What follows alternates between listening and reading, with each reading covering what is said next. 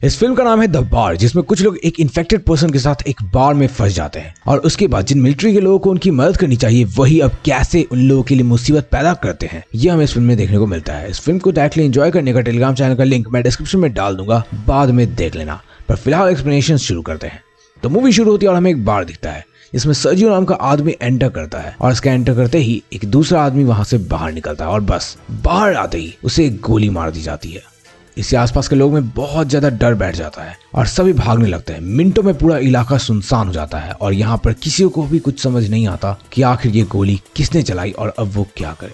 अब इस बीच जो भी बार के अंदर लोग होते हैं वो पुलिस को कॉल करने की कोशिश करने लगते हैं, लेकिन यहाँ पर सिग्नल नहीं आ रहा होता है। ऐसे में उन्हीं में से एक आदमी बाहर निकलकर हिम्मत करके गोली लगे हुए इंसान के पास जाता है, लेकिन तुरंत ही उसको भी गोली मार दी जाती है। अब इससे और भी ज्यादा लोग डर जाते हैं और सोचने लगते हैं कि आखिरकार हम क्या करेंगे। ये लोग इस बात से भी परेशान होते हैं कि इनका सिग्नल नहीं आ रहा था, जिससे किसी से कांटेक्ट नहीं कर सकते थे। बार में छिपे हुए लोगों में से यहाँ पर एक एलेना नाम की लड़की होती है। वो न्यूज़ देखना रिकमेंड करती है सबको, लेकिन सब जब न्यूज़ लगाते हैं तो सभी काफ़ी हैरान होते हैं क्योंकि इस बारे में टीवी पर कोई भी बात नहीं हो रही होती है। अब तभी इतनी देर में सबकी नज़र बाहर पड़ती है जहाँ पर डेड बॉडीज पड़ी हुई थी, पर टू आवर सरप्राइज वहाँ से डेड बॉडीज भी गायब हो चुकी थी, यहाँ तक कि उनका खून भी साफ हो चुका था। अब यहाँ पर किसी को ये समझ नहीं आता कि ये हो क्या रहा है। इतनी जल्दी एक डेड बॉडी कहाँ गायब हो सकती है जबकि आसपास का पूरा रास्ता सुनसान है।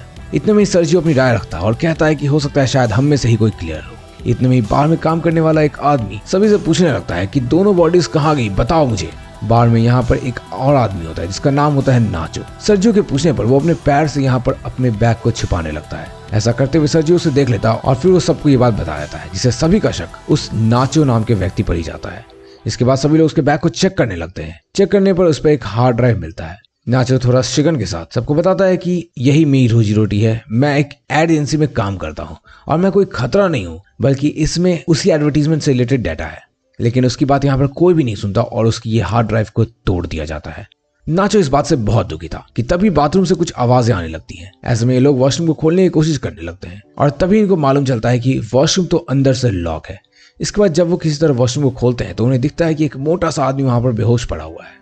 कहानी की शुरुआत में यही मोटा सा आदमी खांसते हुए इस वॉशरूम में गया और उसके बाद से ये वहीं पर बेहोश पड़ा हुआ है।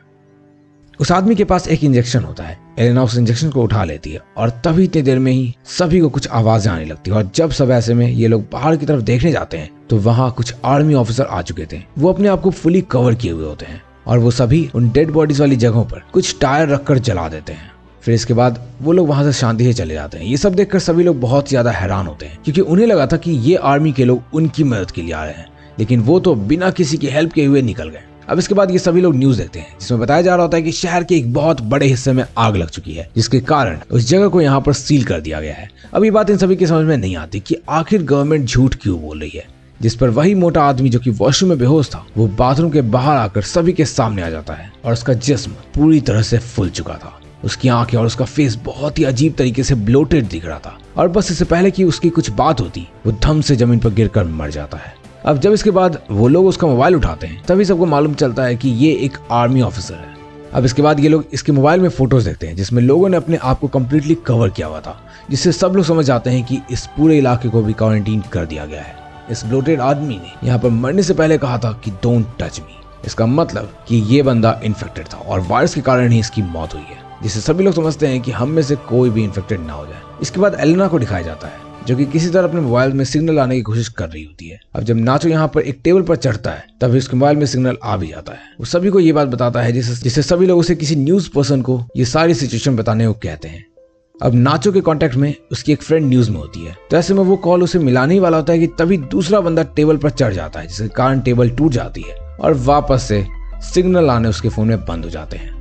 इसके बाद वहां पर दूसरा आदमी उससे मोबाइल मांगता है, तो नाचो जैसे ही उसे फोन दे रहा होता है कि बार की ऑनर बोलती है कि ये मोबाइल मत लेना, क्योंकि जो इसके हाथ में मोबाइल है वो उसी इन्फेक्टेड आदमी का है, मतलब कि ये फोन भी कहीं ना कहीं इन्फेक्टेड होगा। अगर तुम इस मोबाइल को लोगे तो तुम भी इन्फेक्टेड हो जाओगे, जिसका साफ मतलब था कि नाचो और जिन भी लोगों ने इस मोबाइल को छुआ वो सब ऑलरेडी इन्फेक्ट हो चुके हैं। और ऐसे में जो बाकी के 3 लोग थे वो नाचो के साथ साथ 5 लोगों को गन पॉइंट पर लेकर कहते हैं कि इस बॉडी को भी बेसमेंट में ले जाओ और तुम भी नीचे चले जाओ, जिससे सबको उसकी बात माननी पड़ती है।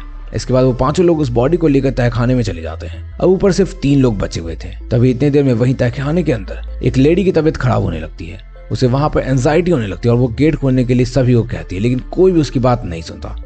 अब बाहर निकलने की कोशिश में उस लेडी से वहां कुछ बोतल रखी गिर जाती है। जब उसका लिक्विड बहने लगता है तो सभी को मालूम चलता है कि इस बार के अंदर एक टनल है और इसके जरिए यहाँ से निकला जा सकता है। देखते देखते एक आदमी उसका ढक्कन खोलता है और वो यहाँ पर इस रास्ते से बाहर निकलने का डिसाइड करता है, लेकिन इस बात से कोई भी एग्री नहीं करता, जिस पर वो कहता है कि मेरे पास इसके अलावा और कोई रास्ता भी नहीं है। फिर यहाँ पर वो अपने सारे बॉडी पर ऑयल लगाता है ताकि वो बहुत ही आराम से स्लिप होकर इस होल के नीचे चले जाए, लेकिन यहाँ पर वो होल बहुत ही ज्यादा छोटा था, इसलिए वो अंदर नहीं जा पा रहा होता है। इतनी देर में इनको फायरिंग की आवाज सुनाई देती है और ये सभी लोग बहुत ही डर जाते हैं। जब यहाँ पर ये लोग थोड़ा नोटिस करते हैं तभी इन्हें दिखता है कि ऊपर से तो धुआं निकल रहा है, जिसका मतलब कि ऊपर जो 3 लोग थे उन्हें किसी ने मारकर पूरे बार में आग लगा दिया है।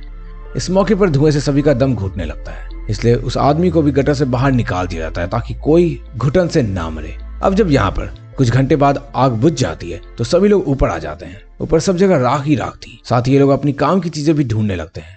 यहाँ इनको वही गन मिलती है जो कि उन 3 लोगों के पास थी, जिसके बाद ये सभी लोग डोर की तरफ देखते हैं और पता चलता है कि आर्मी के लोग इस बार को अब सील कर रहे हैं और ये काम बहुत ही ज्यादा खामोशी से कर रहे होते हैं, क्योंकि अगर यहाँ पर किसी को भी मालूम चलता तो आर्मी के लोग इन 5 लोगों की लाशें बिछा देते हैं। इसके बाद वहां पर मोबाइल बजना शुरू हो जाता है और जब ये लोग मोबाइल ढूंढते हैं तब इन्हें मालूम पड़ता है कि ये मोबाइल उसी आदमी का है जो कि सबसे पहले इन्फेक्टेड होकर मरा था। इसके बाद वो सभी लोग इसके चैट को पढ़ना शुरू कर देते हैं। चैट में एक आदमी ने उससे पूछा था कि क्या तुम वैक्सीन लगाने के बाद ठीक हो, जिस पर इन्फेक्टेड पर्सन बोलता है कि नहीं, वैक्सीन लगाने के बाद मैं बिल्कुल भी ठीक नहीं हूँ और उसके लगाने के बाद मेरी तबीयत और भी ज्यादा खराब हो चुकी है। वो आगे बताता है कि मैं किसी वॉशरूम में छिपा हुआ हूँ, इसलिए तुम मेरे पास मत आना।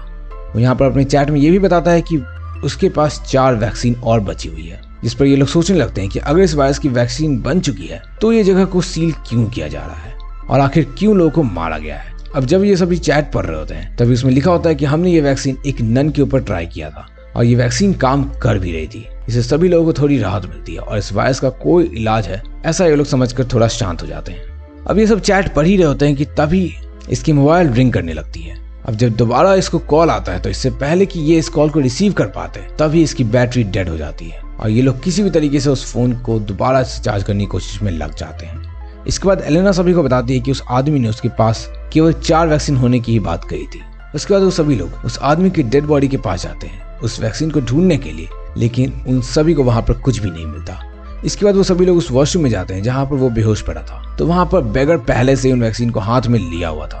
वो पूछता है कि यहाँ पर ये वैक्सीन 4 है और हम 5 लोग हैं, तो यहाँ पर कौन अपनी कुर्बानी देना चाहेगा। बस इसके बाद क्या था, बेगर एक इंजेक्शन निकालता है और खुद में इंजेक्ट कर लेता है। ये सब देखकर नाचो को बहुत ही गुस्सा आता है और वो उसे मारने लग जाता है, जिससे उन दोनों में बहुत ही गंदी लड़ाई हो जाती है। फिर इसके बाद बेगर नाचो से उसकी गन छीन लेता है और उसके पास यहाँ पर जो वैक्सीन थी वो उसे बेसमेंट में गिरा देता है। बेसमेंट में एक औरत पहले से ही मौजूद थी, इसलिए वो उस वैक्सीन को हाथ में उठा लेती है, लेकिन गलती से उससे भी फिसल कर ये वैक्सीन होल के अंदर चली जाती है। साले को बम से उड़ा दूंगा एक बार हाथ में आ जाए। अब ये सभी लोग यहाँ पर बैठ के सोचने लगते हैं कि आखिरकार इस वैक्सीन को बाहर कैसे निकाला जाए। सभी लोगों का ध्यान एलेना पर जाता है क्योंकि वो सबसे ज्यादा पतली थी। तो सभी लोग उसे अंदर जाकर वैक्सीन को लेकर आने की रिक्वेस्ट करते हैं। यहाँ पर शुरू में तो वो मना कर देती है, लेकिन बाद में वो फिर से मान जाती है। इसके बाद उसकी बॉडी पर तेल डाला जाता है ताकि यहाँ पर वो बहुत ही आसानी से अंदर चली जाए। थोड़ी मशक्कत के बाद वो अंदर चली जाती है और फाइनली गंदगी के बीच उसे वैक्सीन मिल जाती है। अब नाचो उसे वैक्सीन को तार में बांधकर ऊपर देने को कहता है, जिस पर एलेना उसे ऊपर भेजने से मना कर देती है क्योंकि ऊपर भी 3 लोग ही बचे हुए थे और ये वैक्सीन भी 3 थे। इसके बाद वो सभी से कहती है कि जिसको भी वैक्सीन चाहिए वो नीचे आ जाए। मजा आया। बस फिर क्या था, सभी इस होल को बड़ा करना शुरू कर देते हैं। दूसरी तरफ एलेना भी रोशनी की तरफ बढ़ती है और वैक्सीन को एक जगह छिपा देती है। साइमल्टेनियसली वो बाहर जाने का रास्ता ढूंढने लगती है। इसके बाद जब वो जाली से बाहर देखती है तो उसे सिक्योरिटी बाकी तीनों की लाशों को जला रहे दिखते हैं जो कि ऊपर बार में थे। उसके बाद हमें दिखाया जाता है कि सभी लोग नीचे आ गए हैं। नीचे आकर एक बार फिर नाचो और बेगर की फाइट शुरू हो चुकी थी।